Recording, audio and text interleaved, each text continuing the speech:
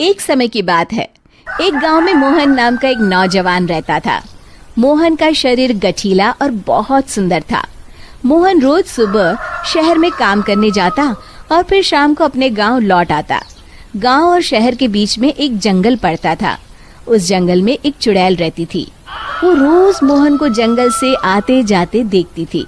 फिर कुछ समय बाद मोहन की शादी राधा नाम की एक बहुत ही सुंदर लड़की से हो जाती है।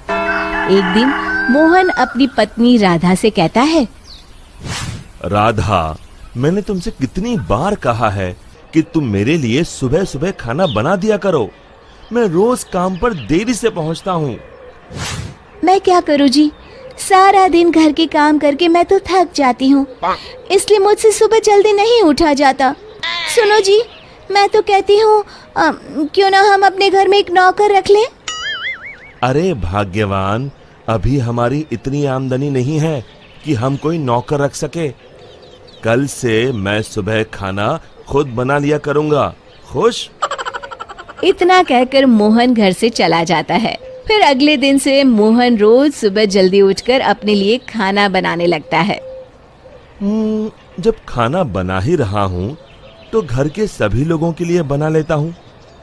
फिर मोहन रोज सुबह सबके लिए खाना बनाता और शहर में काम करने चला जाता। दूसरी तरफ राधा घर में सारा दिन आराम करती और घर के बाकी काम अपनी सास से करवाती। हे भगवान, ये बुढ़ापे में तू मुझसे किस जन्म का बदला ले रहा है, जो ऐसी बहू को मेरे पल्ले बांध दिया है। फिर कुछ दिनों बाद राधा मोहन से नई साड़ी और गहनों की जिद करती है। मोहन उसे समझाने की कोशिश करता है कि वो अभी ये सब खरीदने में असमर्थ है, लेकिन राधा नहीं मानती और राधा के रोज रोज के नखरों से तंग आकर मोहन गुस्से में घर से निकल जाता है। कब वो जंगल में पहुंच जाता है उसे भी पता नहीं चलता। तभी एक चुड़ैल की नजर मोहन पर पड़ती है। अरे, मैं तो घर से बहुत दूर आ गया हूँ। ओहो, रात भी बहुत हो गई। घर में सब परेशान हो रहे होंगे। फिर मोहन वापस अपने घर की ओर चल पड़ता है। चुड़ैल भी मोहन का पीछा करते करते उसके घर तक पहुंच जाती है। फिर मोहन अपने घर पहुंचकर दरवाजा खटखटाता है। तभी उसकी राधा दरवाजा खोलती है। उसके चेहरे की मुस्कान देख मोहन को थोड़ी हैरानी होती है। फिर राधा कहती है, मुझे माफ कर दीजिए जी, मुझसे गलती हो गई। मैं भूल गई थी कि औरत का असली गहना उसका पति होता है। आगे से मैं आपको कभी नाराज नहीं करूंगी। राधा को अपनी गलती का एहसास हो गया है। ये देखकर मोहन उसे माफ कर देता है।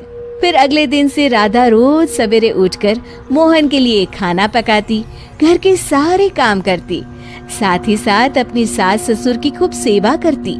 अपनी पत्नी में आए इस परिवर्तन को देख मोहन की खुशी का ठिकाना नहीं रहता। एक दिन राधा की सास राधा से कहती है, बहू, आज मैंने घर में हवन रखा है। बाबा जी किसी भी वक्त आते होंगे, तो सब तैयारी करके रख दे। जी माँ जी। फिर थोड़ी देर बाद बाबा जी अपने चेले के साथ उनके घर पर आते हैं। अलख निरंजन। आइए आइए बाबा जी, मैं आपका ही इंतजार कर रही थी। फिर बाबा जी हवन की तैयारी शुरू करते हैं और मोहन और राधा को हवन में बैठने के लिए कहते हैं। मोहन तो वहां आकर बैठ जाता है, लेकिन राधा वहां आने से मना कर देती है। तब मोहन राधा से कहता है, अरे भाग्यवान, अचानक तुम्हें क्या हो गया? तभी बाबा जी को राधा पर कुछ संदेह होता है। अलख निरंजन, माँ जी, तुम्हारे बहू के हाव भाव देखकर मैं पहले ही समझ गया था कि इसके अंदर किसी चुड़ैल का वास है। बाबा जी क्रोधित होकर कहते हैं, सच सच बता, कौन है तू, वरना अभी तुझे जलाकर भस्म कर दूंगा। फिर बाबा जी जोर जोर से मंत्र पढ़ना शुरू कर देते हैं। ओम चामुंडाय विच्चाय नमः, ओम चामुंडाय विच्चाय नमः। तभी अचानक राधा की आवाज बदल जाती है और वो बाबा जी को हाथ जोड़कर कहती है, नहीं नहीं, मुझे छोड़ दीजिए। मैं एक चुड़ैल हूँ। मैं रोज मोहन को जंगल से गुजरते हुए देखती थी। मैं मोहन की सुंदरता पर मोहित हो गई थी। फिर मैंने देखा कि राधा मोहन और अपने सास ससुर को दिन रात परेशान करती है। और एक दिन मौका पाकर मैंने राधा के शरीर में प्रवेश कर लिया। मुझे कुछ मत करना, मैं अभी ये घर छोड़कर चली जाती हूँ। फिर हवा का एक तेज झोंका उस घर से बाहर चला जाता है और राधा बेहोश होकर नीचे गिर जाती है। कुछ समय बाद राधा को होश आता है। सारी असलियत जानने के बाद राधा को अपनी गलती का एहसास हो जाता है। आप लोग मुझे माफ कर दीजिए। मैं आज के बाद आप लोगों को कभी शिकायत का मौका नहीं दूंगी।